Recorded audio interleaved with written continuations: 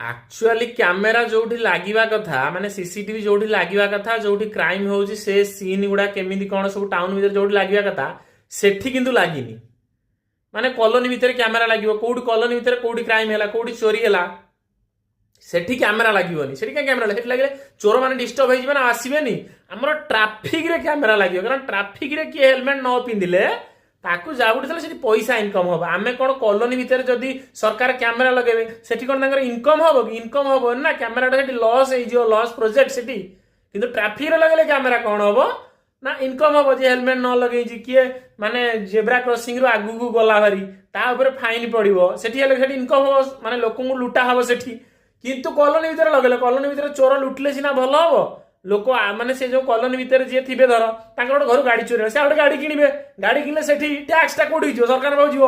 ତ ଏଠି ସରକାର ଲାଭରେ ରହିବେ ନା ନାହିଁ? ତ ସେମିତି ସରକାର କେବେ ବି କୌଣସି ସରକାର ଇଣ୍ଡିଆର ନ କୌଣସି ସରକାର ଛାଡି ଦିଅ, ଓଡିଶା ଇଣ୍ଡିଆ ସବୁଆଡେ କୌଣସି ସରକାର ଜନତାଙ୍କ କଥା ଭାବନ୍ତିନି।